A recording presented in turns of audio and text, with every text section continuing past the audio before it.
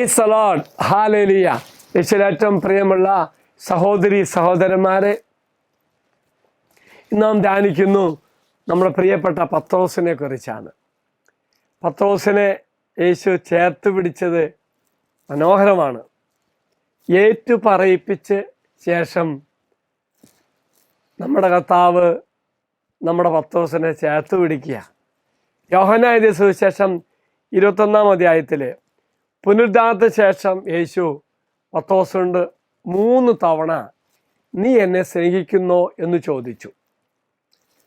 പ്രിയമുള്ളവരെ, യേശുവുമായിട്ടുള്ള പത്രോസിൻ്റെ ബന്ധം പുനഃസ്ഥാപിക്കുന്നതിന് പത്രോസിനെ 3 തവണ തള്ളിപ്പറഞ്ഞ ശേഷം അദ്ദേഹത്തിന് 3 തവണ ഏറ്റു പറഞ്ഞുകൊണ്ട് വിശദീകരിച്ചുകൊണ്ട് തമ്പുരാൻ ചേർത്ത് പിടിക്കുക.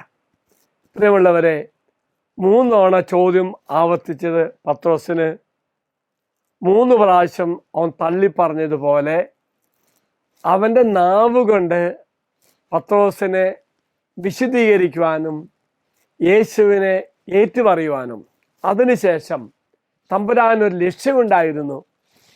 പുതുക്കിയ ലക്ഷ്യം നൽകുകയാണ്.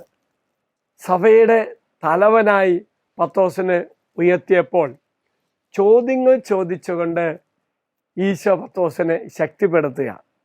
പത്രോസിൻ്റെ സ്നേഹവും ഭക്തിയും വീണ്ടും ഉറപ്പിക്കുവാൻ വേണ്ടി ഈശോ ഒരുക്കിയ ഒരു പ്രത്യേക ശുശ്രൂഷ എന്ന് പറയാം. ഒപ്പം തന്നെ പ്രിയമുള്ളവരെ, തമ്പുരാനൊരു മനസ്സിൽ ചിന്തയുണ്ട്. തൻ്റെ അനുയായികളാകുന്ന ആട്ടിൻകൂട്ടത്തെ പരിപാലിക്കുവാനും ശുശ്രൂഷിക്കാനും എന്ന പുതിയ ദൗത്യം എത്രമാത്രം പ്രാധാന്യമാണെന്ന് പത്രോസിനെ ബോധ്യപ്പെടുത്തുകയും ചെയ്യണമായിരുന്നു. പ്രിയമുള്ളവരെ, യേശു ആവർത്തിച്ചുള്ള ചോദ്യത്തിലൂടെ പത്രോസിനെ 3 നിഷേധങ്ങളെക്കുറിച്ച് സൂക്ഷ്മമായി ഓർമ്മിപ്പിക്കാനായിരിക്കാം. ആ നിഷേധങ്ങളും ആ നിമിഷം യേശു അവനെ നോക്കിയപ്പോൾ പത്രോസ് മനസ്സിൽ ആഴത്തിൽ പതിഞ്ഞിരുന്നു എന്നതിന് ഒരു സംശയമില്ല. ലൂക്കായുടെ സുവിശേഷം 22-ാം അധ്യായം 54 വാക്കിൽ വായിക്കുന്നുണ്ട്. ഈ ഒരു സംഭവം പത്രോസ് ഒരിക്കലും മറക്കാൻ സാധിച്ചില്ല. തള്ളി പറഞ്ഞപ്പോൾ യേശു നോക്കിയപ്പോൾ. അതുകൊണ്ടാണ് യേശു പത്രോസിനെ ഒരുക്കുക. ആ ഒരു സന്ദർഭത്തെ ഭൂതകാലത്തിൻ്റെ വേദനിക്കുന്ന ഓർമ്മയിൽ നിന്നും പത്രോസിനെ വിശദീകരിച്ചുകൊണ്ട് ഉന്നതമായ ദൗത്യം കൊടുത്ത് പത്രോസിനെ ഉയർത്തുകയാണ്.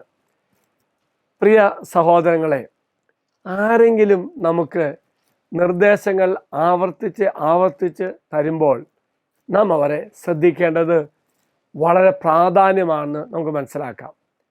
ഏൽപ്പിച്ചിരിക്കുന്ന സുപ്രധാന കൽപ്പനയും അതിൻ്റെ ആത്യന്തിക കാരണവും പത്രോസ് മനസ്സിലാക്കണമെന്ന് യേശു ആഗ്രഹിച്ചു. അതാണ് തന്നെ അനുഗമിക്കുകയും ദൈവത്തെ മഹത്വപ്പെടുത്തുകയും ചെയ്യുക എന്ന് തമ്പുരാൻ പത്രോസിന് പറഞ്ഞത് ആണ്. പ്രിയമുള്ളവരെ, നമ്മളൊക്കെ പാപം ചെയ്യും, തള്ളിപ്പറയും. അപ്പോൾ തമ്പുരാൻ എന്ത് ചെയ്യും? തമ്പുരാൻ അവസരം ഒരുക്കും പല വ്യക്തികളോട്. എന്തിനാ? എന്നെ വിശദീകരിച്ചുകൊണ്ട് തമ്പുരാൻ ചേർത്ത് വെച്ച് പുതിയ ദൗത്യത്തിലേക്ക് കൊണ്ടുപോകാൻ വേണ്ടി. എങ്കിൽ പ്രിയമുള്ള സഹോദരി സഹോദരന്മാരെ, നാം വീഴുകയും പാപം ചെയ്യുകയും ഒക്കെ ചെയ്യുമ്പോൾ തമ്പുരാൻ വേറെ വഴിയിലൂടെ നമ്മെ ഉയർത്തും, ശക്തിപ്പെടുത്തും. ദൈവം എല്ലാവരും അനുഗ്രഹിക്കട്ടെ എന്ന് പ്രാർത്ഥിക്കുന്നു. ഈശ്വരാശീർവാദം അച്ഛൻ നിങ്ങൾക്ക് തരാം.